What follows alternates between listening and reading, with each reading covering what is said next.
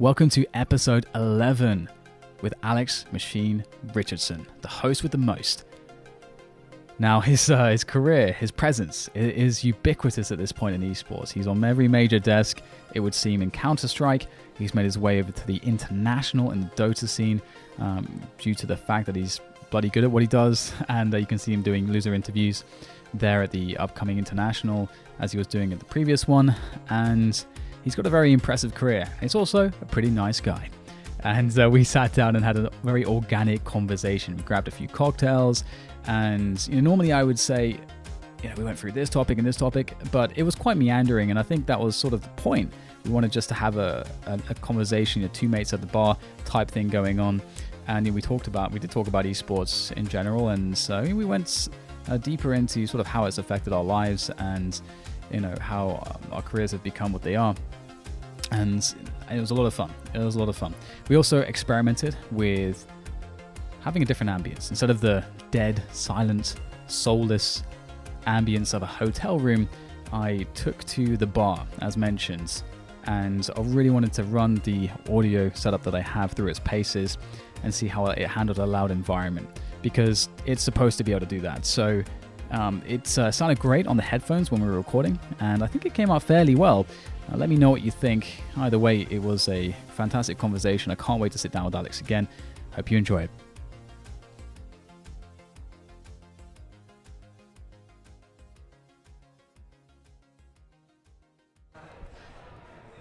All right, I've got Alex Machine Richardson sat across this little table. We are in the Lowe's Hotel. Wait. Whose show is this? Sorry. Whose show is it? I'm in host mode. I'm so sorry. Go. Right, yes. So yeah, we are in the Lowe's Hotel. That's where we're staying. We're doing E-League Premier. Premier? How do they say it in America? I say Premier. Yeah, that's the British way. Premier. Because they keep saying in my ear, they go Premier. Like, okay, we're live with the E-League Premier. Premier.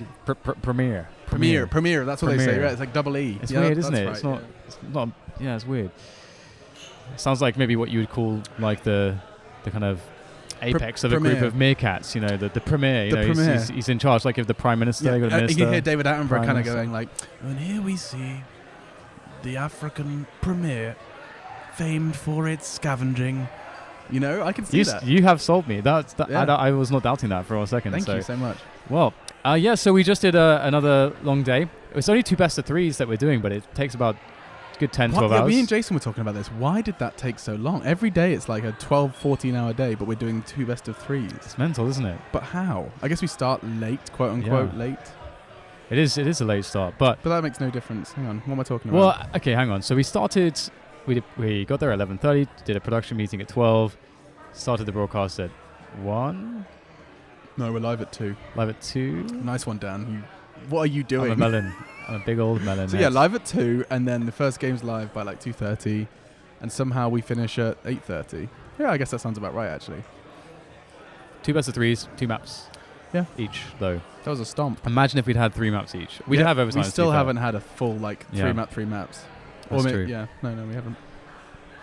Right. Okay. So how does this work? Yeah. So first of all, we need to set the scene. So we're in the hotel, and I decided to do this in this noisy atmosphere because the equipment allows us to do so. So we've got ambience, not just this eerie silence. Like we're in a like you are in a hotel room, which is what we would otherwise. We could have done that, but I mean, I like that I've got my nice. What did she give me? Yes. Sweetwater IPA. Be sure to sponsor us next week. So tell me about why did you choose this drink? Well, I mean, I was upset because they didn't have the Terrapin, which is this local one the bartender was selling me on when I first arrived, and it's amazing. It's called Terrapin. If you're in the Georgia area, try Terrapin. That was lovely. Oh. But now, of course, it's out because it's so amazing, and so I've been forced to a second choice here. But it's got a pretty fish on the bottle, so I'm not complaining. Look, you can take a look. Oh, lovely! Yeah, isn't that gorgeous? That is very nice. It reminds me of this Japanese thing I once saw. This I think. No, let's not go there, actually. I'll tell you what, I'll sell it to you. This Mammoth IPA is dry hopped to the gills. Do you see the fish? They're doing a thing. Well, I'll give the listeners a hint. There's this funny thing in Japanese culture, and it's I think it's entitled "The Dream of the Fisherman's Wife." Okay. So you can Google that at your own discretion. I could Google it right now. And that's somewhat risky, but either way. So tell me about my drink, because you've had it. You understand? You what's going on? weirdo. Okay, so Dan is currently sitting here drinking and he said it was so funny the first time he explained it to me. It was called what did you call it? Dry, skinny, spicy marg. Skinny spicy marg. Excuse me, the order was wrong. Skinny spicy margarita is what he is putting inside his body, and it's not like, pretentious spicy. It's straight up. They've chopped up jalapenos and put it in a margarita. Yep. It's basically so odd. It's the weirdest flavor experience I've ever had. It's quite nice. It's like it's skinny, so it's like more lime juice and stuff. So it's not like super sweet. So it's just a little bit sweet, and then you get the kick. Yeah, it's nice for one mouthful, but the fact that I was faced with a whole one in front of me was rather intimidating. Yeah. Well, I suppose enough about drinks. We can get back to esports. So. Sure. Right, so I think it's really interesting, just sort of talking about your career in general, because correct me if I'm wrong, but you never intended to be a host, right? And God no. And I feel as though there's a crisis of security for talent in esports in general, but you've actually landed in a position that's very, very diverse. But at the same time, you can still be the best at what you're doing and very clear. Like you, for example, let's say if you're very diverse, you're doing gaming stuff as talent, you could be at this booth or that booth, but no, you're actually one of the most sort of premier hosts in the business. Oh, thank you. So you're not only are you diverse, you're also in demand. So you have arguably great security. So would you still want to go back to commentary, or have you fallen in love with the hosting thing now? How does it feel for you? Oh my goodness, there are so many questions so many ways I can take this. But yeah, I think I'm in a very strange space right now, at least mentally with my job, because I agree. I definitely have the luxury of more stability. By no means a guarantee. I am still a freelancer, and I could still, I don't know, somehow upset the wrong person, and there goes 70% of my income. Like it's still in that stage. But I definitely feel like that I do have a flexibility that others perhaps do not, and I think they're certainly aware of that. People are trying to diversify, but I think for me, like it's. I don't. It's not about the jobs and the money. It's more about like I really miss commentating, really so very badly, and I think I've expressed this a couple of times this year that I do really want to kind of have my opportunity to go back to commentary. Should we try to kick James off the? Well, no, sorry. We can get James onto the desk. Yeah, hosting. But that is the thing, is because so I really enjoy hosting. I love that I get to like sit down with. Yanko and chat. I mean, we tour the world. I definitely could use some diversity with the panel when we are getting that. It's been great here at E-League, just getting to I get to just probe Anders' brain for a second. That's cool. And in and out experience, I hope. Yeah. It's a real experience. But yeah, I do. I really miss commentary, but I feel like I've been, albeit not necessarily by my own pursuit, I've been doing so much hosting. I feel like I've got a very good grasp of what needs to be used when, how to approach various different red panic buttons, and to kind of smooth things over. So it would be really hard for me to sit back and watch someone do it worse. Yeah, no, yes. So I'm in a really weird place where I'd love to commentate, and I really am. If you are interested in hosting esports desks, whoever's listening to this, by all means, ply your trade, get good. And I will push you and give you the jobs you need. I will give you my job. No, and that's only because I would love to just have just give me 1, 2, or 3 events. Like I don't need the whole thing, Dan. I just want a couple. Yeah, I just want a couple of opportunities to tell the story that I want to tell. Like I'm so envious of you. Like when we watch those hype moments, and I hear you like that cold moment, and I just sit there and I'm like, and it's not just about the big moments, but it is a real nice spike where you get that opportunity to truly. You can make that moment memorable. Sure, the play certainly helps, but it is the immortal line that follows it as well, right? And to be able to, for your quick wit, whatever it may be, to become part and parcel of that moment, you don't get that as a desk host, and I do miss that. I miss that. It does. You definitely. There is when you're a commentator, you feel very connected to the experience and you are the only person outside of the players that has this direct connection to it, which is. Yeah, it's definitely a special thing. But as you say, like there's all these trade-offs, and I think it's interesting too. You mentioned I don't have to take all the gigs, and I think that's really interesting because the players recently unionized, and we haven't done that in Counter-Strike. There was people have tried. it was a kind of a confusing mess of an attempt that was one thing and another thing, and it wasn't quite anything at the same time, and it sort of just failed, I suppose, in both categories. And we're still in this position where at the same time, like, agents don't really make sense either, because why would you pay somebody a cut of your fee to negotiate with people that you already know and negotiate with and have relationships with in a very niche field? So then you have like this paranoia of lack of security, and how long is Counter-Strike going to be around for? I've got to do every single job, and so then you are doing every job, and then you're on the fast path to burnout, and your quality of life is problematic, and so there's all these different kinds of problems. Where would you start in fixing them, or what is the worst sort of issue for you, do you think? Fantastic question. I mean, so the first part, the first bit I'll tackle is the burnout and you have to take every job, because as much as I am confident in my own ability, and as much as I encourage others to try and climb the esports talent rankings, absolutely, I still have that mindset of, if I don't do it, someone else will. And whether they're cheaper than me or whether they actually are better than me, whichever it may be, everyone's going to be paranoid of losing something that they had. And I think I definitely have that, in the sense of that's every freelancer in the world has probably experienced that idea of, if I don't do it, someone else will. And I think that's probably the biggest problem that's driving us all to partial insanity. I don't know how you do it, Dan. You seem to have quite a comfortable balance. Like, you do freelance gigs. This is a freelance gig, but you're also under that Face It banner, and so you do. I feel like you've got a nice work-life balance, at least from the outside in. And I've just turned it around to you. I'm just hosting again. Yeah, God damn it. Or maybe it's just a conversation, which is fine. I mean, this is conversational. It's cool. Yeah. No, it's and but I think how would I fix it? I couldn't tell you, man. Like, I mean, I have an agent right now, and the idea behind me pursuing that agent when they came to me was like, they would do all of the chaos that I wouldn't have to deal with. The idea of exchanging emails with sponsors and working out all the finicky details, and they have done that, and occasionally bringing me a gig that I otherwise wouldn't have had. That's great, and it helps me kind of stay diverse. But it's still not perfect, and I don't think we have found a perfect stance for us.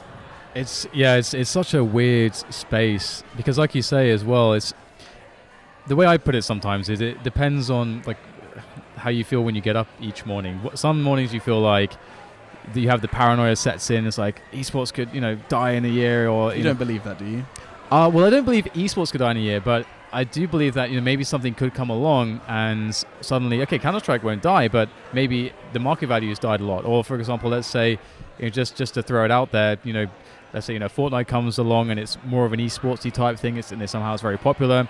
Investors are going to put their money there first, most likely, sure. The bigger investors. So perhaps the market value drops, and all of a sudden you're not worth as much. And how transferable is what you have to another game? And in some cases, as a commentator, it's might be easy to jump just because of your reputation. Maybe, for example, like with Overwatch, we had Semler jump across, and Monty and Doa, and of course Golden Boy, and like all these guys that weren't obviously known in Overwatch, but they were known for their craft. But at the same token, there will be people. It's not a guaranteed thing, and so I spent, let's say, 6 years doing Quake and CS, and Quake is. I don't really make any money from Quake. There's maybe one event a year, 2 events if I'm lucky. Quake Champions is out, but that's a bit sketchy, seemingly at the moment. So then, if Counter-Strike disappears, and I spent all these years plying this craft and loving it, and then what am I left with? Okay, you would be a fool to think that the skills you're honing here are not transferable. I think for sure, like as in that what people don't necessarily realize, and why I say people, I don't necessarily just mean the general public. I mean us as well. I don't think we necessarily realize that we are getting a lifetime of broadcast experience, very diverse broadcast experience. Every different scenario we handle, every different country we visit, every different studio, every different crew, every different rundown, everything is different.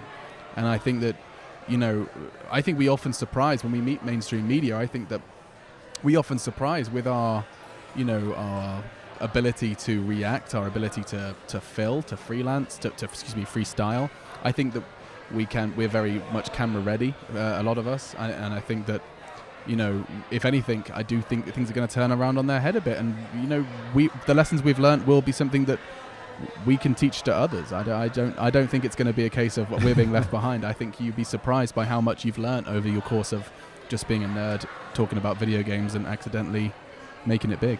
And that's the sometimes the other way that you feel. Voice. Yes. I just did the other voice. Yes, you did, exactly. So you nailed it. So because one of the reasons why the paranoia, you know, that voice, you know, the devil in your shoulder is there sometimes. It's just because I think, you know, we've all been around for so very long, and before esports was called esports, we were around when it was just rife with scam artists, and I'm sure, you know, there will always be scam artists, but it was to the tune of not get like massive events. Like, you know, imagine if you know, an E-League didn't pay out their prize pool to the teams that won the tournament, like that kind of level where your you know, your premier it's gonna be a theme, isn't it? God, tournaments, TOs are not paying out prize money, or you have people coming along, you know, promising the world and delivering nothing, and that happens so often. So I think there's a level of jadedness from some of those past experiences, but esports is a very different thing, and it's becoming so incredibly, like, gaming so ubiquitous now. We're having 10-year-old girls just like talking about Fortnite. Like, what's happening? That's so cool. It is really cool, yeah. Honestly, the fact is that when I was at university, which was not long ago. I mean, when did I graduate? 2014? 4 years ago? Yeah, that sounds about right. When I was at university, those 3 years, having a gaming PC was still like a unique thing. Like, as in, I probably made 3 friends at university, and you meet thousands, hundreds of people throughout your university years that were like gamers and had gaming PCs. And I reckon if we went to the same campus now, I wouldn't be surprised if, you know, everyone was talking about a Fortnite or a, you know, Counter-Strike or League of Legends or Dota, you name it. There's probably a fan base there, and quite a considerably larger one than when I was there. And that's in a very small space of time. I think that's so cool. And it shows that the interest has always been there. It's just been a question of showing them it. And I think Fortnite's done wonders for for us. Like, excuse me. It sounds like I think people assume that we would be super like, oh no, new game, they're going to steal our viewers, and it's like, in my mind, it's completely the opposite. I think this is fantastic. Like, the fact that my mum is like asking me about Fortnite and what it is. She knew about Counter-Strike because of me. I have certainly not told her about Fortnite. I mean, that's saying something. It's really funny because I agree. We're all sort of sitting behind closed doors, sort of, you know, like Mr. Burns from The Simpsons, sort of doing this like thing with our with our clasped hands and fingers and so on, and just, you know, looking at this and thinking, all these people, now they have to listen. Now they can't ignore us anymore. What? That makes us sound like some sort of like cult. Yeah. No. I just think that means that, you know, once they kind of looking at Fortnite and they end up on Twitch for the first time, they're like, oh, Twitch is cool. Oh, I'll go watch that ninja guy. I've heard things about him. Yeah. And they watch him, and then in the related bar, there's a E-League premiere, and they can see like, they're like, oh, there's 100,000 people are watching that. Let me just see what this is. You click it, and suddenly you're thrown into the Counter-Strike world, you know, head first. And maybe 10% of the people that go on that adventure, they stick around. I'm not complaining. I think it's fantastic. It's new eyeballs. Can you imagine I mean, obviously, like, it's very difficult for us, but can you imagine for a second, like, people who have been sort of conditioned, I suppose maybe, you know, a few older generations than us, being conditioned to consume media through television, and then doing that journey discovery and being like, whoa, the other things I've seen on this, like, in this kind of format that are live are, you know, cam shows or something like that. You know, you're like thrust into, you know, not live Jasmine, but it's actually instead, you know, just a directory of people playing video games. And the funny thing is that it's come up so many times, and everyone's like, oh, how do you enjoy watching someone else play video games? And it's so funny how obvious the answer is. It's right? so easy. Yeah. And every time they just okay, should we say it at the same time? You do the honors. Okay. Should we say it at the same time? You ready? Okay. 3, 2, 1. People like football. Yeah. Okay. There we go. I did it one word. I gave him a little bit more. But yeah, you go and kick the ball around at the park with your friends, and then you go home and you watch how the people that are paid to do it. It's exactly the same. There is nothing different there, apart from the fact that you're at a park and they can do it at home. But you know, like, do you know where it comes from though? It's that they have this conception that a video game, well, it's the ignorance of what a video game is and can be, really, because it's not foreseen as something that is competitive or has competitive value or has skill value, and it's an outdated or outmoded version of their understanding of what a sport is and can be. And I think that's one of the great things about esports and gaming in particular, is that esports is at the pinnacle of showing the value that can be returned to a human being through a gaming experience, because competition is so, like, every single human being can relate to it, and it's so valuable for self-improvement and self-development. And I completely agree. And I also think that, and there's so many landmines I can step on with this path, but I'm going to be very, I'm just going to scrape the surface here. I consider it very inclusive in the sense that, and before people start getting their keyboards out, let me finish my sentence. I do thoroughly believe that, I mean, you know, in the branch of sports, or in the branch of competition in general, in the branch of community, meeting people, being able to work together as a team and to achieve a common goal and to do it in a fun way and to do it, meet new people, esports gives you that without any of the barriers that sports does.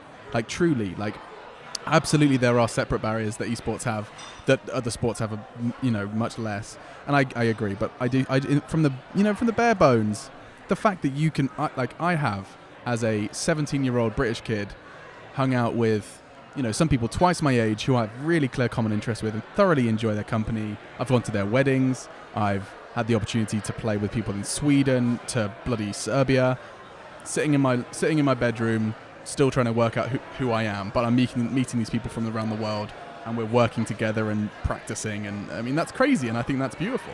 It's immediately thrusts upon you this sense of a bigger world, because instead of being in your school where you have this small circle, instead, like for me, I remember distinctly my sort of first gaming friend when I was like, how old? Probably like 11 or so. Yeah, that sounds about right. Playing Diablo 2, and it's like this German kid, he's teaching me German, and I had a very hard time, growing up, and I'd moved around a lot in school, and I didn't feel included to anything, and I couldn't relate to any kids at school. So to find people that were just really interesting and from different countries and all that kind of stuff was really valuable. And also the competition, when I got hooked on that helped my self-esteem massively, because I was earning skill, and you were good at something. Yeah, and it's something that if you like, the time old tale of, if you're good at something, then as a kid, if you're good at something, if you're having fun, whatever you do, don't stop doing it, right? Like, as in, if you're having fun, it's not going to kill you.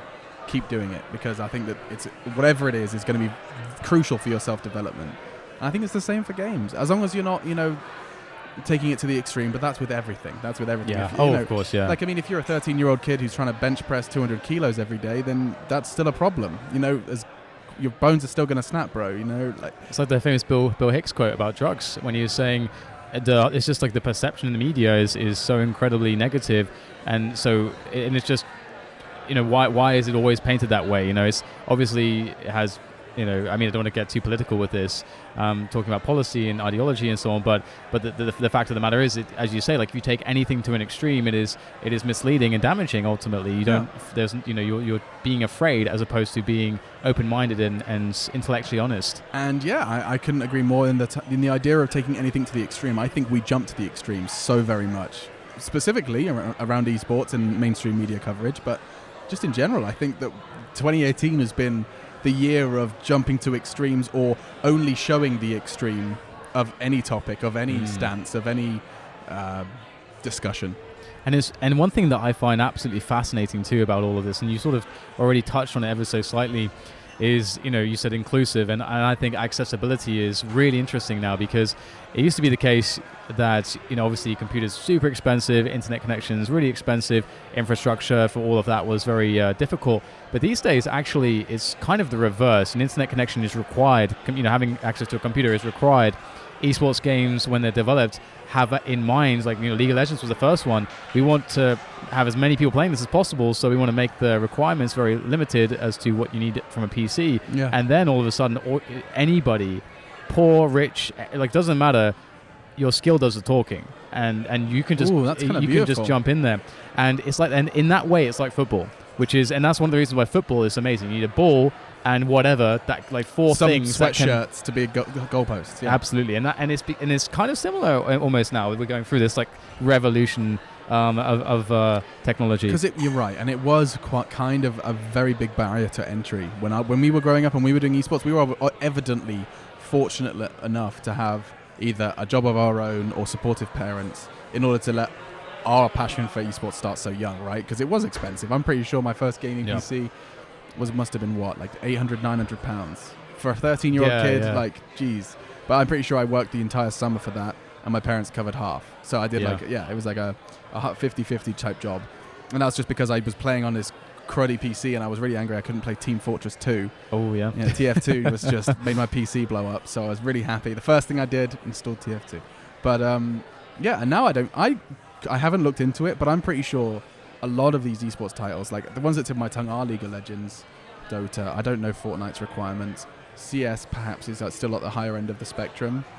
But, these mobile games are taking off. I love, like, there's Arena of Valor. Me and Henry are obsessed.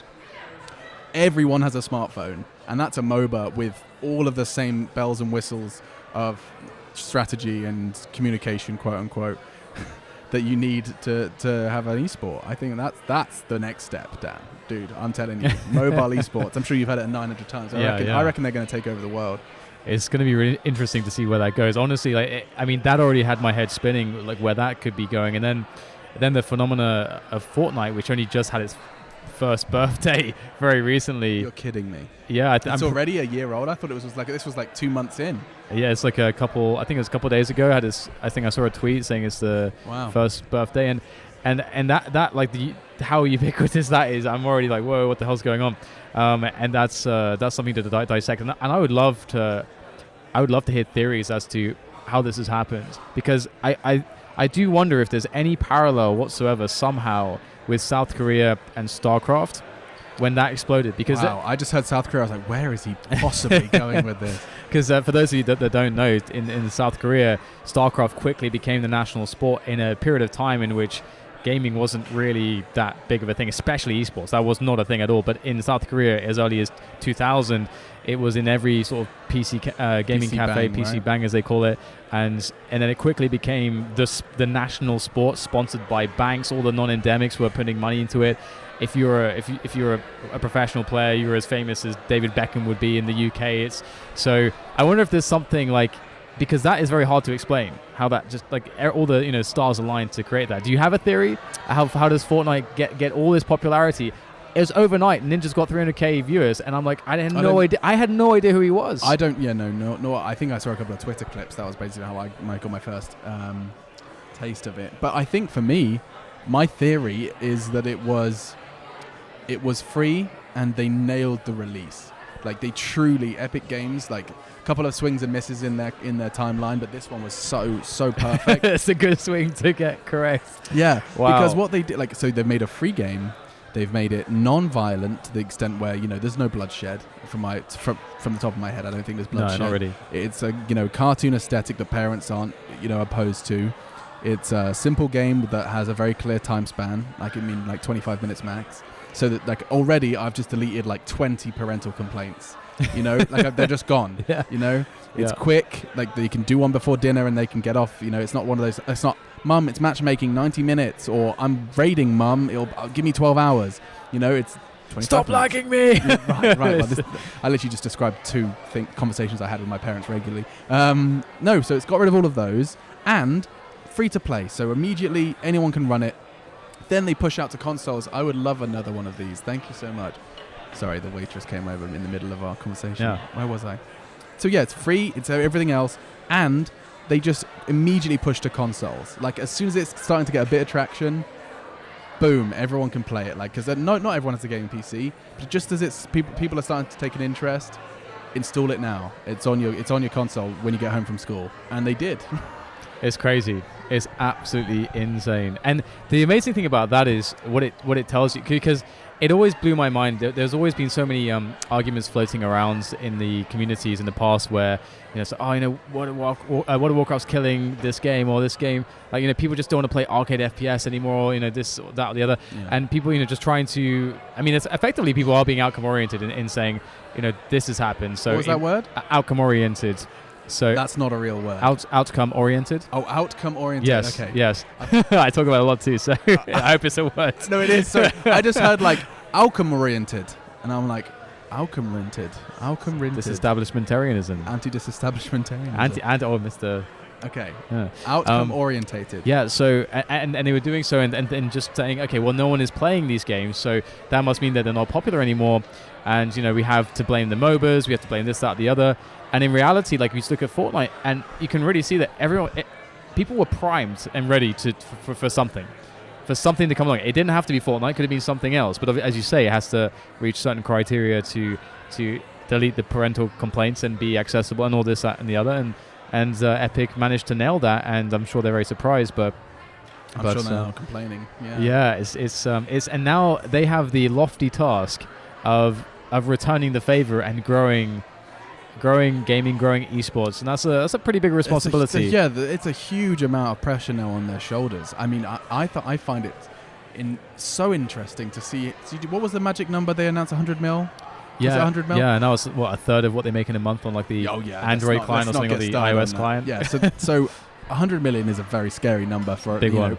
For all of us who sit like I'm flabbergasted when I introduced the E-League show and I say $1 million for this event. Like, that's crazy numbers, and they just announced 100 mil. But when you add context to that, I think it's actually very interesting, because if you've seen how they're doing it, I bearing in mind this is from a very external perspective, so if there's a Fortnite fan listening, I apologize if I get this wrong, but what it seems to me is that they are planning on distributing this in a very small increments, but to the mass as opposed to the select few, which I think is a fantastic idea. Bloody smart. It's bloody smart. It's really smart. To over British it, it's bloody smart. It's bloody good, isn't it? Isn't it? It's It really bloody is, brilliant. because now everyone gets a taste. And if you come to your mum and you say, "Hey, mum, I got £25 this weekend playing that game I enjoy with Tommy down the road," and they go, "Excuse me," and then they take an interest and they're intrigued, and it's like it helps engage everyone, and it gives everyone a taste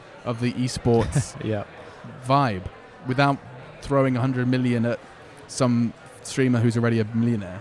Exactly. That's such a big deal. It really is. And I mean, we had so many stories where the doubting parents have been convinced by the dollar signs or the pound signs. In Counter-Strike in particular, dude. Yeah.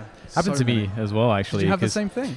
Because I mean, back in the days with Quake, I mean, I signed a contract with Dignitas in 2005 to play Quake. Can I get another one too, please? All right, just ordering another drink as well. Right, and there was this. It's amazing. This website appeared. It's called Prize Fight, and do you remember it? No. It came up and disappeared as quickly as it came. But interestingly, what their idea was that they would have, you would sign on and you would put money in, and then you'd put the money online to play sort of a round of like FFA or something in Quake. And Quake was the game that they used. Oh my goodness! And I was just rubbing my hands together, because at the time I was good. I was the best in UK. It was only available. It was me, Too Good, and like one and two other people that were like able to basically win that money just consistently. Just the names for me, so I can. I'm intrigued. Do you have the names at the top of your head? So me, Too Good, Deus, Storm. Okay.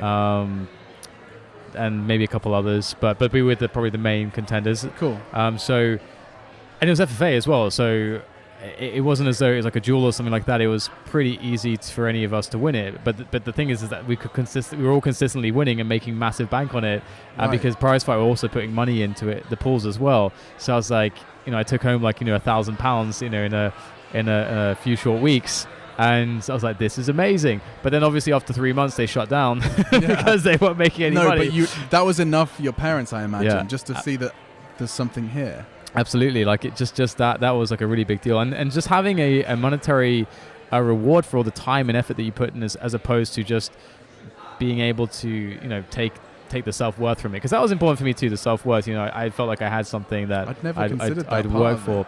And I mean, moving around a lot and not relating to people, it like really made me confident, because I always knew, no matter what, like I picked this thing and I've actually achieved stuff in it. And it honestly gave me a lot of confidence when I was very socially awkward and very I was not confident around anybody, because I had, again, like moving around. I went to like 7 or 8 different schools. Jesus. And it's pretty difficult, but it saved me in many ways. So I have a question for you, actually. So we're talking about the times when we used to game and the times when, you know, we used to have fun. And obviously the irony of working in esports is that you don't get to really play as much as you'd like, or if any at all. What are you giving up in esports? Or, you know, we talked about the crazy schedules. You know, what would you like to be doing? It could be playing or whatever it is, but what do you think you've compromised on or sacrificed in this journey? I think of plenty of things. My goodness, I something that's really so short term it is just the gaming. I thoroughly missed it. Like my laptop just broke, right? And what I found myself is doing is like I'm craving. So what I would do is, and it's nothing extravagant. I've been playing a lot of World of Warcraft, and it's not like I'm doing mythic raiding. I'm not doing anything crazy, but it's just I log in and I usually get like 3 or 4 of my friends. I raid with a Swedish guild, so I just hang out with these Swedish guys. We do some like messing around in a dungeon for like, it's literally like 60 minutes, but it's so therapeutic for me, and I don't know why. It just feels like a real Which guild, by the way? It's not a good one, don't worry. Okay, because I know the most famous one, but I can't remember it right now off the top of my head. Well, you mean like Kungan and the guys? Method? You talking about Method? Or Kungan's guild, which was, I don't think they're still together. Oh, bloody hell, it's really annoying. Because Serenity now. No, it was the first one that took down the next year, I think. Oh god, okay, yeah, you're talking Vanilla. No, no, bloody Vanilla. Bloody long time ago. I started in Burning Crusade. But anyway, so that's WoW. But you know, just general escapism gaming, and it's not always a bad thing. I think it's always painted in a bad light. Escapism is always painted in a bad light. For me, hell no. I could be having a really good day, but I still crave that 90 minutes escape. It's just so nice just to have your brain completely switched off. And it's certainly not a drug, you know. It's well, that's the thing. It's like people, they're like, oh, you know, it could be, you know, it's addictive. And so, well, so many things can be addictive. Drinking is addictive. You could be addicted to running, dude. I mean, it's good for you, but you can be addicted to anything. Yeah, and that's the thing is that if you want to boil it right down, human beings work based on reward systems, and you just want to have a good balance between the stuff that is like instantly rewarding, input, but not output. Yeah, and the stuff that actually is more long-term meaningful. So. But sorry, to carry on. Yeah. So so I get the gaming itself, but also, I mean, I think I've sacrificed a lot of friendships. I think is actually a very sad realization. That's a big one, yeah. But I truly believe, like, because it's so good, and you also have that thing in the back of your head of I don't know how long this is going to last, and it's so much fun, and it's something you have passion for, and you're working with good people, and you're seeing the world. It's so easy to put friendships on the back burner, and I 100% have done that. Like, I think a really good example of it, of course I don't want to start doing my life story, but a good example of how I put friendships on the back burner was I actively tried to reconnect with some of my closest friends from home by moving. I moved from Germany when I went freelance. I could have lived anywhere. I chose to move back to London. Well, back to London, I never lived there. Moved to London and actually live with some of my closest friends from home, from when I was at school. And it was supposed to be awesome, and it was when I was home. But the reality was I was never there. So I was that roommate that came, said hello, had a cup of tea, and caught up, and then packed a new suitcase and left. And I never really got that connection that I was looking for. And you just don't see them. And every time you talk about it, like, you know, you have a little sit down, it's always like, yeah, dude, you should keep going, keep grinding. But these are people I have such a lesser connection with now, which is actually kind of sad. Because I'm not coming home at 5 p.m. and having a pint in the beer garden on the way home. I'm not that guy, and I'd love to be at times. I crave that at times, but also I'm doing something that 20 people in the world are doing. So you're a pioneer. It's just a balance. It's really I like the idea of that, and I'm jealous of people that have that. But also I'm sure they look this way and they say I'd like to have what he has. So yeah, I guess there are sacrifices everyone has to make. I see you nodding throughout all of this, so tell me your side. I mean, I think it's just an inevitability of the travel. I think the one example that I think we've all experienced is that, you know, you're away too much from your home city, and perhaps, you know, as you said, you know, you've got your friends who live there that you've known from before everything. Before esports. And you're there, and you know, you come back after an event, and they message you on Facebook or something. It's like, oh, you know, I'm at this party, it's amazing, it's brilliant, I wish you were here. And you're like, well, I'm just on my PC in London, I could have been there. So you didn't invite me. Yes. You know, and it's I've been there for sure. And that's happened so much, and it's just because you're you're just not there with enough frequency to be a part of their life in the way that they would first think, oh, you should come down, because you're never there. You're not there. You know what it is? Yes. Honestly, Dan, it's literally they've invited you to the same kind of thing 4 times and you've never been there. Exactly. Yeah. And 3 out of those 4 times you never replied because you weren't there and you were sad you couldn't make it. And so roll around number 5, they're just like, oh, Dan's probably not ready. He's not here. And I'm the same thing. I hate the amount of cool things I get invited to, and it's definitely gone down. The frequency's gone down because of what I've just said. But I used to get invited to all these cool things, and every time I had to just go, no, sorry, I'm in blah, blah, blah. Or I leave the next day at 6 a.m., blah, blah, blah. And that sucks. And this just sounds like first world problems to anyone listening, I'm sure. Yeah. But it is a very real problem of where we're at right now. I'm very envious of the Overwatch guys. They've just been handed 6 months off to do all of that stuff. That's where you want it to be, isn't it? And I do have to, I'm afraid, maybe a DDK podcast first, take a bathroom break. Oh, okay. We can do do that, dude. We can do that. Okay. I can pause it. Okay, we're back. Alex has relieved himself. That was good. There it is, yeah. It's good. Okay. I'm honest, I have no idea where we left off. Okay, I'm so sorry for doing that to you. But that's completely fine. But to get us back on track, I can tell you that we were talking about... I remember now. Friends. Yes, Aha, friends and having none of them. Oh, God, yeah. Oh, man. The excitement of remembering what it was, and then the extreme disappointment to realize that our shared experience. Do you want to get deep, Dan? Let's get deep. Because I'm interested. You cast some G. Because otherwise, then I don't want to go deep. I bloody love that series. I'm so sad it stopped so soon. He's good, isn't he? Yeah. And before we talk about KSMG, but the okay, here's a question for you, and I'm just turning it on you. Nice. So, not to put a number on it, but just, do you feel like esports and pursuing a career in esports has made you lonely? So there's 2 answers to this. Okay, I'd like both. And one is 100% yes. Okay. And 2 is... Why is there a second? It probably would have been that way anyway. Okay, so for me, because I moved around so much, it definitely lent me towards that sort of lifestyle. I was fairly used to sort of a solitary existence. But I do think that as I gained independence, and a job and a career and so on, and became a sexy motherfucker. Normally, that's when things do actually you have the opportunity to fix all those things. And one of the things I had to fix about myself, actually, I went to great lengths to do so, was actually fixing myself socially, because I was awful, in particular with socializing with women. Obviously, that's what everyone wants, when you're younger. You are still pretty bad at it, I'm going to And so I took extreme measures to do that. I went out, practiced, and I treated it like, I was like, I got really good at Quake, so if I just apply the same principles, I'm sure everything will be fine. God, you're such a nerd. I am a massive nerd. I actually love it. That's so cool. And it bloody worked. You did it like a quest. Nerds rule, man. You treated it like a quest, didn't you? Yeah. Your objective for this evening, Dan, is to talk to 7 different females. If you get the number, I'll give you some bonus gold. Mate, that's actually so on point. You have no idea. Because it would be because it would start out, as in Bournemouth, near Bournemouth at the time. And I'd go into Bournemouth, it was the closest big town. And I was with a friend who was also interested in also developing, better social skills, because that's really what it was. And so we said, and this is kind of cool. The idea that any stranger is accessible, that's kind of a cool thing. And, the world's not scary, and, you can just go and talk to someone and be nice and get a nice response back. That always feels good, right? Whenever you have those interactions. I love those kind of out of the blue social interactions. They're some of the best conversations you have.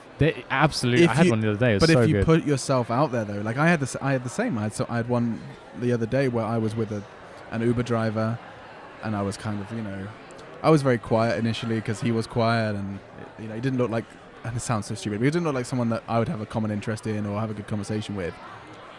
And just 2 minutes in, I just decided, screw it. Let me at least try and have a conversation with this guy. And we ended up talking about a pretty goddamn discussion about life. It was it got to the point. I'll give you a snippet. You ready? Do it. Okay. I'm ready. I'm ready. I said, do you ever have those days where you feel like your life is a reality TV show? Everything is just happening almost to the beat of a script. It just feels like it can't be real. And and it's good and bad versions of that. As in, sometimes it feels like you're in a Hollywood movie and the music's climaxing and everything's just perfect. And the other side of it is it feels like you're in that tragedy and you're in that low point of the movie. And I said, and he said to me, would you take 1 for 1 if you were gonna, like, if you could guarantee you would have 1 for 1? Because he felt like he had more good movie moments than bad ones. Okay. And he asked me, and I asked him back, would you kind of level them out? He said no, because I have more good ones. And he asked me the same question. I was like, hell yes, I will take good and bad equally. If I know I'm going to get, say, 10 bad moments, that means I'm going to get 10 of those Hollywood highs. Yeah. Sorry, that's very cool, because that was with an Uber driver for a 12-minute drive. That's great, because one of the things about that is, and this is a separate point entirely, but I'm pretty like, one of the things that I think is like the most important thing ever is ideas, of course. And one of the biggest problems with ideas is that one of the biggest problems is that people, I feel like they don't prioritize being intellectually honest and understanding like what that process is. So for example, the practice of going and talking with strangers or people that are not from your circles, it's you're actually breaking your echo chamber. And that's the problem, is that we'll have our own biases cognitively and so on, and we want to be validated by people that agree with us, and we want to follow, like on Twitter, you probably follow, like most people you probably follow are people that have probably the same values as you and think the same way as you, from the same industry as you. Sure. And the problem with that is that life is not so simple, and the issue is that to break the echo chamber, it requires a huge amount of work.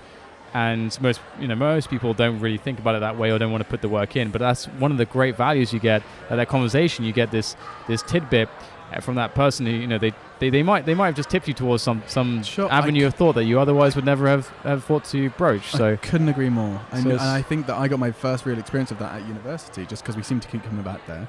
But I think going from the same rough county, the same type of people. I went to like a Church of England school, and everyone's same kind of thing. Did you have loads of friends who are very incestuous?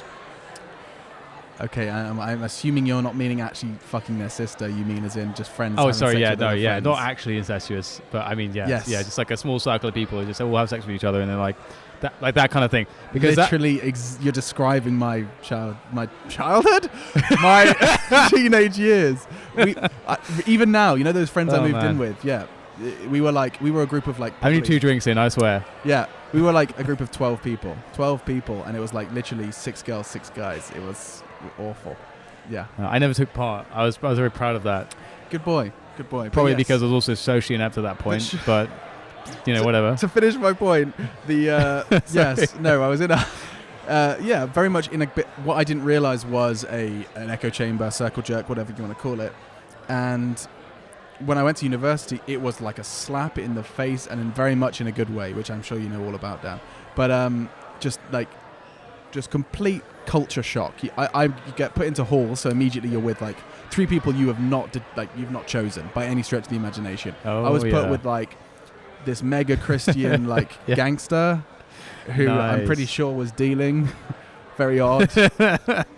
Yeah, and then like this super shy guy who wouldn't make eye contact with me, and then like I'm pretty sure someone I never actually saw his face. He would just kind of go in and out of his room. Never met him. And these are the 4 people I live with. And so conversations you have, the way you feel changes dramatically when you don't have that's the security of your echo chamber. And I think those 3 years at university, I say this quite often, I don't know if I've said it in front of with a microphone in front of me, but I think those 3 years were so crucial to me finding out what my actual opinion was and how I stood, on my own 2 feet. I think suddenly breaking that bubble, popping that bubble is the best analogy I can come up with.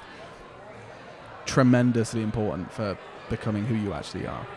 And it's a really big problem with social media too, because it's very accessible to have to be a part of basically to experience tribalism consistently. And there's a big problem with that. I mean, we're getting to like moving away from esports and what have we done? How going did this towards happen? like a very intellectual conversation, because one of the big issues with tribalism as well is that it's more about following. The value is more about following a general trend because of the security that it provides you in many respects, whether that be your self-esteem or whether it be just knowing that you belong to something. For example, a religion. I think people enjoy that without argument. I don't think anyone people would be lying if they said they didn't enjoy feeling a part of something. And I think it's an evolutionary survivalist prerogative. It's like we stick together, we band together to survive. And if you're in a society that has a schism, there's going to be turmoil and maybe violence, and you don't want that. It's not going to grow the society. It's not going to be prosperous for you. So that's a really big issue. But the problem is that if the value is in following people and the values are too superficial, then there's a really big issue. It's like my problem with identity politics. It's like, why should there be? Why is the value, how somebody looks? That's not a value. I mean, you're just reducing someone in so many different ways. Or why aesthetic? And that's problematic, because imagine someone treating you like that. Imagine someone reducing you to nothing but how you look. We experience that, Dan. I personally do, for sure. Like, that's a thing. That's definitely a thing in our industry, albeit smaller for ourselves, but our female colleagues absolutely get put in that category. We experience it on a day-to-day basis, but I've never really thought about it like that. I've always understood that the way you present yourself is important, but the only reason for that is because of society's expectations of you. It's unavoidable, isn't it? But I am not big enough to fight that. I will feel better when I look good. You do try, though. I see what you're wearing on the camera, man. You're like, no, but no, sorry. I mean it. It feels good to look good, but I don't know if that's just because of what we've been conditioned to do, or you go back to cavemen. I'm sure look at birds that spread their feathers for a mate. I mean, come on, we've always been peacocking.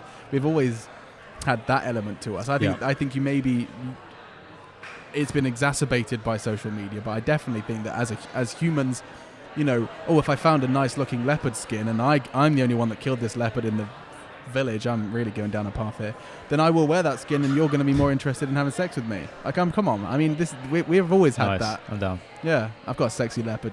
It's really cool now. You're all about leopards. They're fast and stuff. You like leopards? Yep. I mean, come on, they run really fast. Then they take a really long break. That's how I train in the gym. That's like I'm not doing cardio. Intensity. I just sprint and I'm done. But I have another kind of real question for you. Are you going to put us back on track? Because we've gone like 17 different ways in 5 minutes. Well, okay, so it is both. It's both. So do you feel as though social media is more of a source of unhappiness for you, or more of a source for happiness for you? Bloody hell, you've just gone straight for the gut. Because I have had very much an inner dialogue and a dialogue with my girlfriend recently about that. She thinks I have a social media addiction, which is quite confronting when you first hear that. I think most people do. I think it's pretty natural. Yeah, no, but it's confronting to hear it, because in my mind, no, it's just something I use. It's part of my career. It's part of the culture. Part of the culture. And I don't. I think there is. Look at this into this. I'm literally sound like an addict. I'm already like, yeah, but there's plenty of people worse than me. I can quit any time. No, but I do think that I must have some sort of reliance. Not a reliance on it, because I can easily I can put my phone away and I can enjoy a day. Absolutely fine. But I need constant stimulation. That's separate from everything else, but I think that's just because of the year we live in. I need constant stimulation. But what kind of stimulation? I'm not. That's not a dirty question. No, it's not at all. I think I'm a very active person, but it doesn't always have to be physically active. As in, I before technology, before smartphones, I was always that kid that was always doing something. Like you catch me before bed, and I'm already like, I'm making something out of stupid bits of magazine I've ripped out, or I'm leveling up my RuneScape character. There's always some absurd thing keeping my brain busy. I was very bad at being still, and I still am to this day. And I think that's social media's only exacerbated that. Where when I have those quiet moments that would be forced to be quiet without a smartphone in my hand, I can now fill it with information and distractions and endorphins, or no, excuse me, dopamine. Is it dopamine? Yeah. It's dopamine, right? So excuse me, not endorphins. But yeah, so right now I've just refreshed my Twitter feed right here in front of me. I can scroll down and it's people saying they liked what I said just relentlessly, and then there's people commenting on what I said, telling me they agreed with what I said, or some of them Oh no, there's some angry Brazilian fans. Oh yeah, so some people didn't like what I said. But other than but you know what I mean? Like immediately, those 5 minutes that would have been filled with internal thought and reflection and being quiet are filled instead with pats on the back and some hormones being released and engagement. I think that's what I'm addicted to, is the engagement and the fact that I never have to be... Oh, God. Oh, did I have to finish that sentence? Do it. Alone with my thoughts. Okay. So, well, I don't know if it's really sobering. It's interesting. Good question, though. About this is one of the things is that we have this relationship with social media, and sometimes it's difficult to forget that there is a business behind this.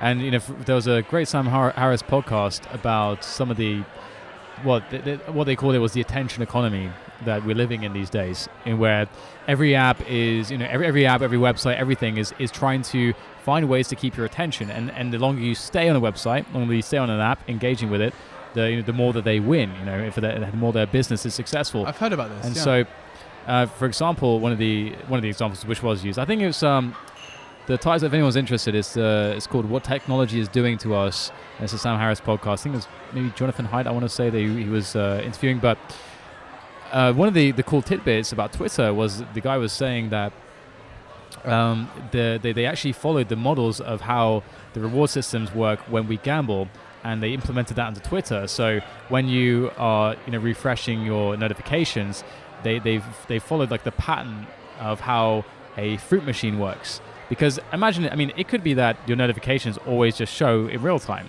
right? But you have to constantly click, and then it will wait, and you click again, and you see more, and then wait, and you click again.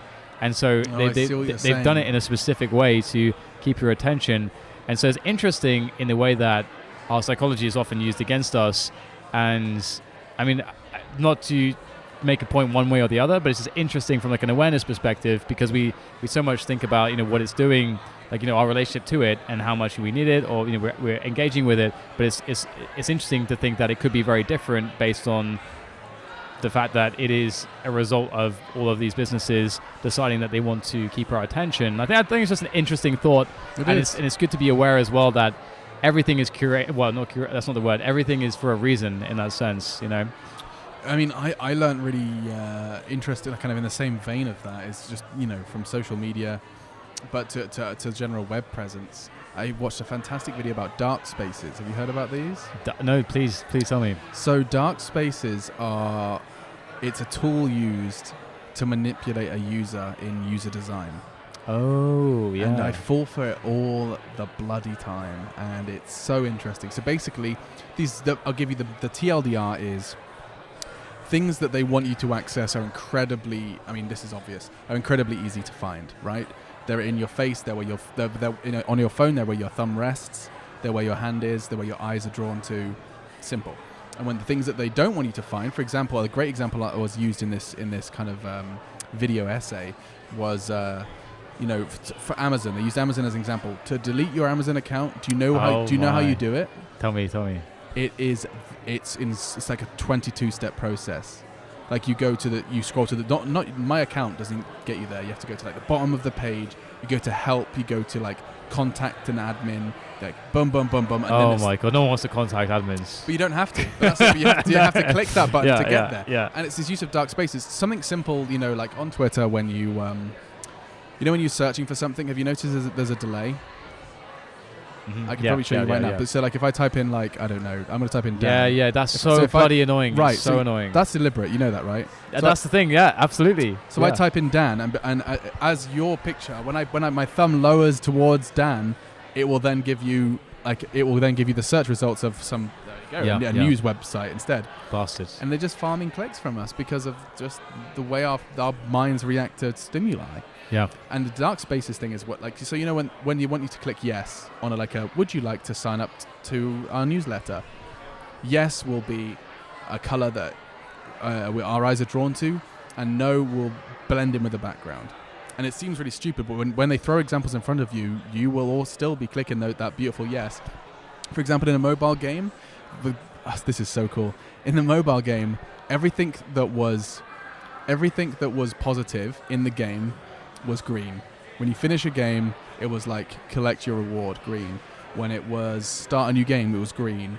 When it was, other examples I can't think of right now, like, new high score, green, green, green, green, green. And then at one point, when you lose, it pops up saying, would you like to start again? Like in very small text. This is just paying £1.50, green. And you've just spent probably 6 hours of gameplay pressing green. You're going to press green, and you're on a Google Play screen. Yep. It's just so crazy how our Pavlov's dog. It. Oh yeah, we're Pavlov's salivating dogs. at that bell, bro. We're salivating. It's crazy, yeah, and it works at every level, and it's interesting because another reason I think some of that stuff works is because we're actually we're always in this sort of, well, not always, but we're often in this state of where our guard is down. We're sort of in a trance-like state, a hypnotic type state, where we're not actually thinking sort of consciously. Do you not think having your guard up is exhausting?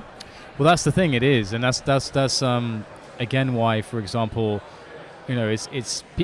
So I think generally what I understand from observation is that everything in this universe, right? Okay, you've gone wide here, bro. It's a big brush with tar all over it. Everything in this universe. Wow. Wowee. Everything sort of wants to revert to, or to conserve energy. Like the conservation of energy is like the prerogative of everything that exists, really. And I think we are like that. And that's just part of our psychology. So we're often going to be in a state where we're going to want to we're not going to want to, like let's say. I think that's a very valuable skill to be a skeptic, but it's also the most effort approach on everything. You can't be skeptical about 100% of things, because if you do that, I don't mean skeptical as in like, oh, that's not true, but I mean skeptical as in, oh, that's interesting. I'm going to go research because maybe I want to see where the source is, or this and this. And so that's a really high effort approach, but it's also the most intellectually honest approach and the most engaging approach. And it costs energy. And again, if you want to be taking this from an evolutionary sense, we are not, like our brains want us to use as little energy as possible. We're super resistant to putting on like muscle, because then we have to have we have a higher caloric demand. That means we need more food. Are you gonna? I mean, in our bodies, they don't know that we're living in that we're sitting in a hotel right now, and that we can if we want, we can eat 30 Twinkies. That our body thinks that we're in the wild. As far as it knows, it's just. So it's we've created this environment around our bodies. I mean, there's nothing else. Yeah, like this whole world doesn't exist to them. So it's so from that perspective, it's really interesting, because it does mean, generally speaking, we're probably going to be in a state where it's like being in standby. We're often in standby, and I think that's when we're most susceptible to falling for these tricks and so on and so forth. And I don't want to call them tricks per se. I think that's a negative way to look at it. I think it's just nature, isn't it? It's like any business is going to take advantage. But that again, like taking advantage, has a negative connotation. I don't think taking advantage is fair. I think being a business. Yes. Yeah. But that's such a broad brush again. First, the universe, now being a business. I think that make a profit. Yes, capitalism, right? Yeah. So we as a society, we have created. Oh God, why are we doing this? We're like fucking Joe Rogan podcast. It's because it's just me, isn't it? I'm sorry, mate. No, it's cool. I'm enjoying it. It's because you're a good conversationalist. There we go. I'll take it. You turned it around. Yeah. You've made it flattering. I'll take it. Thank God. Yeah, you dodged that bullet. Okay. No, and I thoroughly. I think this conversation is interesting, and I've completely lost my train of thought. We were chugging along universe, and then he came back to business, capitalism. I said capitalism on a podcast. This is where I'm at right now. Beautiful. No, but the point I was trying to make was we as a society, it's so very simple, right? As in, like, in America, as an example, follow the law, make money, make your family rich and comfortable. You can die a happy man, right? Like, as in, that's the tale we're all told, right? And it's it sounds great. Sounds like you've done everything right.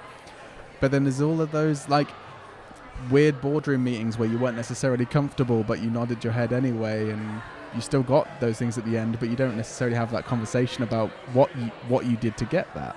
Wait, are we talking about like being complicit to insider trading or something? Or what do we mean? No, the avenue I was taking is that people are losing the thought. You lose a couple of steps in pursuit of the dream.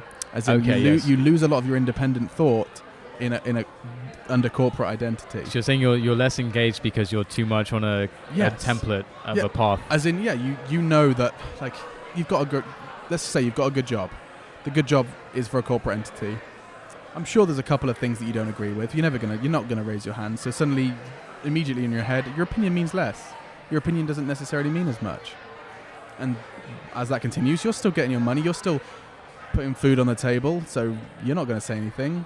But you lose a lot of what you're talking about. You lose a lot of your independent thought. You lose a lot of your, ability to be opinionated and to do, at least vocally. And I think that, we spend so much time sleeping and working. If you're definitely not giving your opinion while you're sleeping. If you're not doing it while you're working, when do you find what your actual voice says and what your actual voice stance is? And I just think that's, we're victims of our environment in that sense. It's a very interesting idea, actually, because, and again, you're making the situation worse here, Like, so, it's a very interesting idea because, generally speaking, I think one of the biggest problems for most people is, and it is really being made worse in some respects with the current culture, social media and all that kind of stuff. But so we all rationalize things, and that is, I think, one of the biggest problems, because generally, as you're saying, if you're disengaged with what you're doing and you're running on default, you're running on standby, then you're often going to be rationalizing stuff because you're going to be more dictated by your emotions, and you want everything to be comfortable. So it's much easier to let that moral or principle slide because you're feeling like that it would require a lot of effort to hold a certain principle. And so, for example, if you are in that boardroom and you're thinking, well, I could keep doing this, it's a bit unethical, but, the alternative is leaving the job, finding a new career, doing this, that, and the other, and much effort standing up and risking this, that, and the other. Yeah, and I completely get it, and I'm absolutely guilty of it. There are times where, and small examples, when someone says something that I disagree with, and they say it like as an absolute or as a truth, and something that I am opposed to. It happens probably, I don't know, like once, twice a month maybe. I'll hear something, or I'll be a part of a conversation where I firmly disagree. And that's good. But sometimes I'm sitting there and I'm like, you know what, I've had a long day. And I know that if I am to present my opinion here, I'm going to have to back it up. And I don't know if I'm in a mental place to be backing it up and to have this discussion. And I'll just say nothing. Sometimes it's easier to say nothing. And I think that that's okay. And I also think that, I wouldn't want anyone to get the wrong idea here and think that you have to be true to yourself. Everything that isn't okay with you should be vocalized. And I think it's pick your fights, I think would be my takeaway from this conversation. And I think I definitely will a little more than I used to after this conversation. But just pick your fights, absolutely, and just be comfortable with the person that's going to bed every night. As in, if you're going to bed feeling like you weren't true to yourself, then I'd say that you're doing something wrong. So there's I'm going to allow you to help me pick right now, because there's a fork at the road here, right? Okay. So the fork is either we go back and we sort of bring it back into some esports stuff, or we talk about philosophy, because what you're talking about is philosophy, ultimately. So we're gonna. I've never been mad on philosophy. My cousin has got a master's in it. And he's a rapper now, so. Well, it's interesting because you don't have to have the masters in philosophy or anything like that because philosophy is just effectively like how you view reality, essentially, and how that also reflects on who you become as a mirror effect as how you view reality. So again, I'm offering the fork in the road. Philosophy. Yeah. So, and I think we've been going for about. How long have we been talking? About an hour and 10-ish, Oh, my goodness. I would say. I need another pee. I'm going to be honest. Yeah, I also need a pee. So chugging beers. Why don't we let's pee break. Decide on the fork. Yeah. We'll come back. We'll finish off the fork after a pee break. Okay, that's good. Let's do that. All right, peace. Okay, so we've made our decision, and I think we're both enjoying this conversation, and I think there's definitely follow-ups to be had. For sure. But we've decided for the esports wrap-up. Yeah. And so apologies. We also have an evening to have, Dan. We absolutely do. That is the main concern. And once we escape the bubble of the podcast, which is very, very involved, it's actually interesting because we are surrounded by so many people in this bar, and yet I we feel just like had I'm a in a very bubble. intimate conversation. Yeah, it feels because we're wearing these we've got noise cancelling headphones. Yeah, on, yeah. active noise cancellation. So basically, like, it's actually really surreal when we take the headphones off for our little pee break. I suddenly am like, oh yeah, I've got a life to live. I've got things to do. Yeah, Call my girlfriends. but it's so strange. I think I don't know what it is. I think it's to do with the setup you have here, Dan, with the microphones, and you can there's a lot of clarity in my voice. I can hear it all, and it's being played back to me in my headphones. You just immediately, like, our eyes are locked and we just have a conversation, and it's good. I think you should be proud of the setup you've nurtured here. Yeah. Anyway, we were talking about esports, so go on then. Let's round this out with a more on topic twist. Right. Okay. So, do you have any suggestions? Are you serious? Because I can. Yeah. Okay. Let's. Okay. So I'll let you do a bit of hosting. Okay, I'll jump in. So the producers just said Phil for 25 minutes. My question to you is regarding just esports, but more so perhaps Counter-Strike. So you see what I'm doing here? Is I don't actually have a question yet, but I just realized I'm revealing a secret. I'm giving you a long question while I think of the actual question. Yes. Could you hear that? Could you tell? I knew. Okay. So, but in world of esports, but more perhaps Counter-Strike, I think the question that a lot of people have at the tip of their tongue, it's, I mean, often controversial, but still. No, I'm only messing around now. I don't know. The doctor said I was clear. Doctor said you were clear? Yeah. Oh, that's good. Yeah. No, I think my real question would be, is just a bit of a follow-up on, like, the esports talent question. Because I get loads of messages all the time from people that are kind of graduating or looking for a new change. And they message me saying, hey, man, how do I get into esports? Or how do I do what you do? And I have no fucking idea. And that's just not... That's, getting rid of all the sugarcoating. That is so honest, and I love it. Because, listen, we all got here by a different route. Every single person that's currently working in esports, at least on camera, because I have most kind of conversations with those, got here with a completely different path. There is not a course to do. There is not a person to talk to. There is not a company to sign on to. Every person I know got here completely differently. And Alex actually stole my job. And I stole your job. Yeah. Well, just quick context. Many years ago, when I started working I only found this out a few days ago. Yeah. When I started working at ESL, they were also talking to me. I just started at Face It more or less as well. So I got life could have been different. Yeah, it could have been different. It could have. Yeah. And I lived in Germany for 2 years. Anyway, sorry to interrupt you. No. I mean, that was kind of done. I was just saying that, like, at the moment, there isn't an answer to that question, and it agonizes me that I can't answer those questions with any more than a just give it your best shot, because there isn't, and I can't help you. And I think people that say they can are lying to you. You know, it's actually really interesting, because I think there is so if we look at life, there's like two ways you can do things. The way that most things are set up with the belief that, okay, you go to school and you're told what to do. You come out and you're ready for society. You have some qualifications and you can choose to do university. Go to university and you're more specialized. Then you go and find a job in that specialization, because that's like a path that's just like set out in front of you.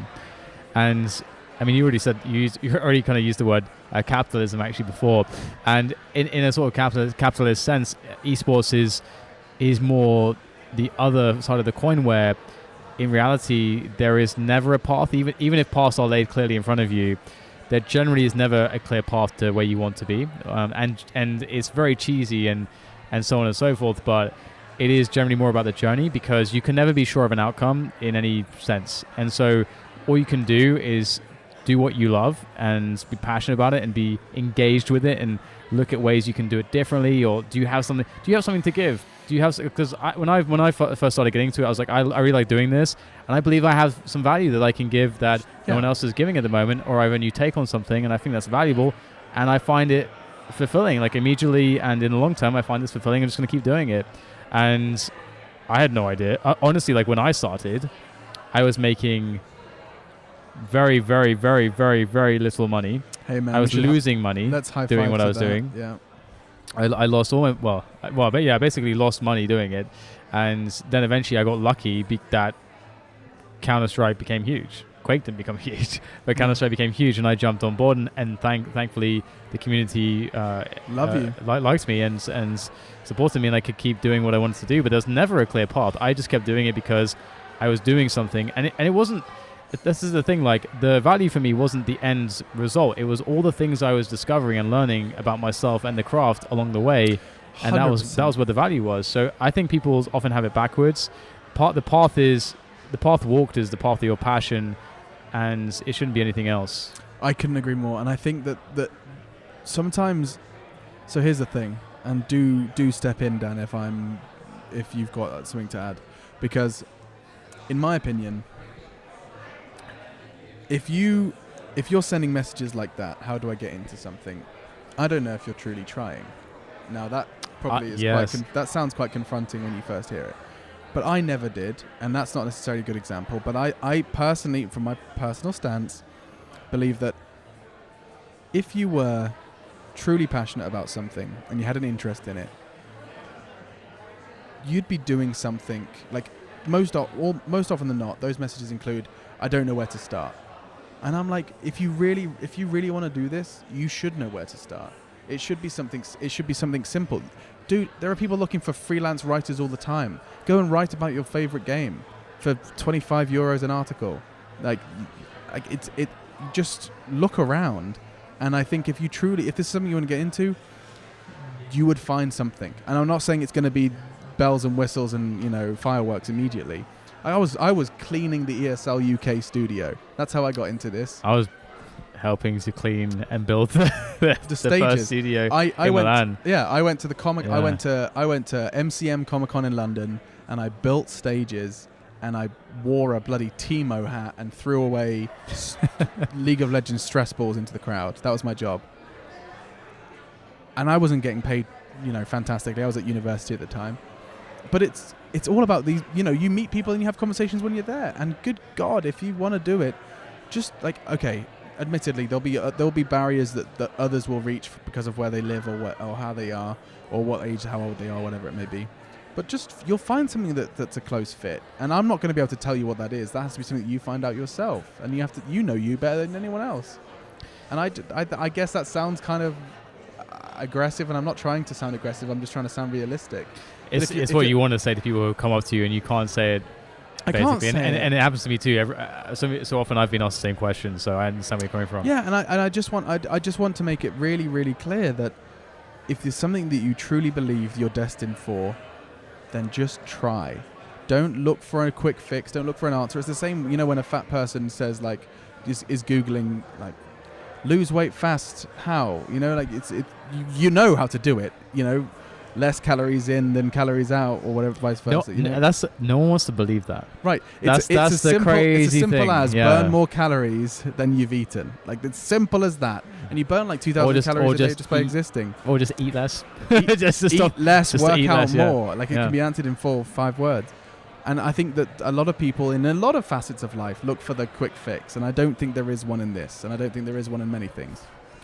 I completely agree. I think it's I think I don't even want to say it's a problem with this, that, or the other. He goes, it's a problem with the culture and people that think this. But I just want to. I disagree because that almost sounded like I said I disagree, but I just agree. Just agree. I just agree because the problem is that everybody is. It's almost an interesting look into our minds. I had a long conversation with Anders about this the other day when we were talking about. I think we were talking about meditation. And he was saying, how interesting it was when he was out in the wilderness, in the forest or something. He has like this heightened sense, he's more connected to I caught the where tail he end is. of that conversation, yeah. And that's that mindfulness is about being in the present and enjoying the experience of being in the present. And I think we are obsessed with, like thinking into the future, the abstractions. We're obsessed with, where does this lead me? What do I get from this? Where I need to have a career, I need to have money in the future, I need to have all these things in the future. And I need to, when I sign up to do a law degree or a law course or something, then I'm going to be a lawyer. Like that's like we're all thinking in like these predefined conceptions of things that are in the future that don't really exist, as opposed to just acting on what we are and what we like now. We just became philosophical again. We did it, didn't yeah. We did it. Everything. I mean, that's the Ah. risk, man. You came on the podcast. This is what's going to happen. These are the same conversations me and Dan have over his skinny, spicy margs. Just now there's a microphone here. Yeah. But yeah. Damn it, this is a good conversation. Do you know what? I will take one more. That would be great. No way. What's your again? name, by the way? Look, you can be on the podcast. Amber, say hello. Hello, hi everybody. I'm from Florida. We have Amber from Florida on the podcast. What is someone from Florida called? It's like a Floridian? A Floridian? What's someone from Florida called? A Floridian. Oh, Yeah, you had it right. nailed it. You had Nice. You had it right on. Yeah, Sunshine State. you have got a radio voice. She says a radio show. yeah. Anyway, sorry, sidetracked. Okay, I'll take the other alternative you offered me. Legend, thank you. You good? Yeah, I am. Yeah, this skinny spicy marg, man. It has punches. It punches a it's kick. because It it's kicks horrible, a punch. That's why. Punches and kicks. There's a punch to the kick. No, but could you just remind me where we were? Because I had a point, and I promised it was going to be quick. As we were talking about Philosophy, philosophy, but what did you say? meditation. Meditation. Oh, that's right. I can't keep still. Living in the now. Yeah. So just the interesting thing that jumped off from me from that was that we're always looking forwards, and it sounds so cliche, and I'm going to say it anyway. Is if we are always looking forwards, then are we ever living? Like if we're living thinking about what we're going to do, are we ever living? Because this is a bit of an epiphany for me, because I'm pretty sure I do that. I'm always thinking about like what event is next, or what I have to do tomorrow. Like as small as tomorrow, it's still looking forward, isn't it? Absolutely. I We're having a moment right now. This is but I don't know how often I do that, where I actually just kind Yeah. of enjoy where I am, what I'm doing, who I'm with. I mean, occasionally, some evenings. Yesterday, as an example, we had a good time with the guys, and I think that it does just pause everything else. But it's hard to get there. I reckon. Yeah. I reckon I need to get better at that. That's good. That'll be my mission from this conversation. Yes. I tried to force myself. I had some revelations myself when I would go to the gym. I was like, I really enjoyed doing the sauna and stuff. And then eventually I realized that, it's a good opportunity to practice some meditation. I'm sat in this room, and I'd always find that I would want to be like, I would be stressed just sitting there. I'm like, I could be doing this, I could be doing that. Why am I sitting here? I should go over there. I'm just sitting here with my own thoughts. Just, as you said earlier, like, I'm here with my own thoughts. It is almost as though I'm afraid of my own thoughts. But then eventually what happens if you just force yourself to be in there for enough time, because again, if you want to need the benefits of being in the sauna, then you need to be in there for at least like probably 10, 15 minutes. Eventually you just give up, you give into it, and you're like, I'm just here, and you accept it. You accept it, you go past the resistance, and then all of a sudden you start to just be relaxed. All the things that were stressing you just sort of seem less important, and you don't think about them anymore, and you're sort of in your body, and you just enjoy existence. It's really strange. I tried that Headspace app. It's pretty good, yeah. It's not for me, man. I just wanted to punch the guy. That was He's got a nice, friendly northern accent. I just want to headbutt it's him. endearing. He sounds so irritating, so patronizing. Oh, it's okay to be scared. I have a good extra bit to add to what you said about looking forward, and this is really interesting because we're always in this space, and similarly, because we're always thinking, it's not that I'm on the journey to become a commentator and so on and so forth, or talent, whatever it is. It's I want to be a commentator. What you're doing is you're effectively skipping from where you are now to the end, and you don't see, like, you're not allowing your mind to see all the little bits that are there in the between. Because I got a bit better at speaking. My diction got a bit better, or my elocution, and this, that, and the other. Like, you see, suddenly you're just curious about the craft. It's like, I'm getting better at this, and this, and those are so many. Those are the wins. That's where the passion is. That's where the fun is. But here's the thing: there are people now in the industry, and I think this is the first generation, not us, but the one coming. The likes of, I think Harry is a good example of that, where he's just someone that wanted to be a commentator because he saw it, and he started casting. And then, I don't know his first step, and I'd be interested to ask him, but I imagine it was something as simple as ESL UK, hey, look at me, I'd like to have a go, and he does it, and he does it well, and gets a reputation, etc., etc., etc. I don't think that breed exists out for us, and this is the first generation of people that see what we do and decide to try and do it. And maybe my comments earlier would be misplaced for this next generation who are probably emailing me. Because you can perhaps do what previously was impossible and skip what you're doing, what you're talking about there, where it is there's a lot of steps to becoming a commentator. For some, now maybe it's a different route and that we don't know about. And I think perhaps we just have to accept that will be something that's inaccessible to us, other than talking to them ourselves.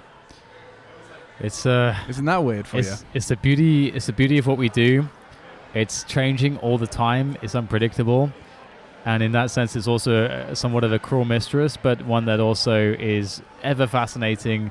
And I think that's a great note to end on. So thank you very much, Alex. We have to do this again. This is really cool. What did we talk about? I don't even know, but it was fantastic, and I enjoyed it. I'm never going to listen to this. I'm never, ever going to listen to this. I was thinking there's a few times in the conversation I'm like, we should what is the title of this podcast? Or like, what do I, when I make the tweet, what do I write? Well, how do I get people in? Okay, so we talked about Fortnite.